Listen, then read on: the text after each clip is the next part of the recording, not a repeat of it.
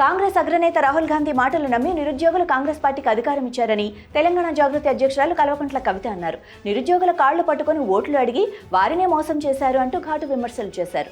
తెలంగాణ తెచ్చుకుందే నియామకాల కోసమని నిరుద్యోగులను మోసం చేసిన కాంగ్రెస్ కు వాళ్ళు తగిన బుద్ధి చెబుతారని కామెంట్స్ చేశారు. గ్రూప్ 1 పరీక్షల్లో అక్రమాలు, నిరుద్యోగులకు న్యాయం చేయాలని కోరుతూ తెలంగాణ జాగృతి ఆందోళన చేపట్టింది. గన్ పార్క్ వద్ద నిరుద్యోగులకు మద్దతుగా తెలంగాణ జాగృతి అధ్యక్షురాలు కల్వకుంట్ల కవిత ధర్నాకు దిగారు. తెలంగాణ మంత్రుల మధ్య తలెత్తిన వివాదం చప్పున చల్లారింది. దీనికి కేంద్ర బిందువైన రవాణా శాఖ మంత్రి పొన్నం ప్రభాకర్ క్షమాపణ చెప్పడంతో మంత్రి అడ్లూరి లక్ష్మణ్ కుమార్ శాంతించారు. క్షమాపణ చెప్పిన తర్వాత కూడా మొదట్లో అడ్లూరి సంతృప్తి చెందకపోగా ఆ తర్వాత మెత్తబడ్డారు. పీసీసీ అధ్యక్షుడు మహేష్ కుమార్ గౌడ్ పొన్నం ప్రభాకర్ తో కలిసి బ్రేక్ఫాస్ట్ చేశారు. ఆ సమయంలో ఇద్దరు సరదాగా కనిపించారు.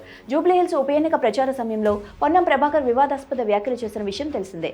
తోటి మంత్రి అడ్లూరి లక్ష్మణ్ కుమార్ ను ఉద్దేశించి చేసిన వ్యాఖ్యలు దుమారం రేపాయి. రాష్ట్రంలో 2 దగ్గుమందులపై నిషేధం విధిస్తూ తెలంగాణ ప్రభుత్వం కీలక నిర్ణయం తీసుకుంది. రిలీఫ్, రెస్పిఫ్రెష్, టీఆర్ కాఫ్ సిరప్లను బ్యాన్ చేసింది. ఈ 2 దగ్గుమందులను కల్తీ జరిగినట్లు వైద్యాధికారులు గుర్తించగా దగ్గుమందు వాడకంపై ఇప్పటికే ప్రజారోగ్య విభాగం ప్రజలకు పలు సూచనలు జారీ చేసింది. కాగా 2 ఏళ్ల కంటే తక్కువ వయసు ఉన్న చిన్నారులకు దగ్గు, జలుబు మందులను సూచించవద్దని, సాధారణంగా 5 ఏళ్లలోపు పిల్లలకు దగ్గు సిరప్లను సిఫార్సు చేయవద్దని కోరింది. ఆపై వయసుండే చిన్నారులకు కూడా సరైన మోతాదు, వైద్యుల సరైన పర్యవేక్షణ వంటి అంశాల ఆధారంగానే ప్రిస్క్రైబ్ చేయాలని సూచించింది.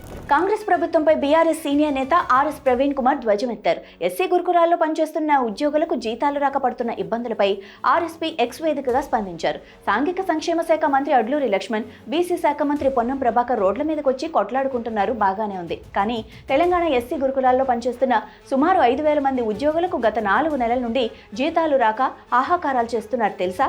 వాళ్ళ కుటుంబాలు ఆకలి చావుల్లో అంచుల్లో ఉన్నాయి. ఆకలితో ఉన్న ఉద్యోగులు పేద ఎస్సీ పిల్లలకు చదువెట్లా చెప్తారు అని నిలదీశారు.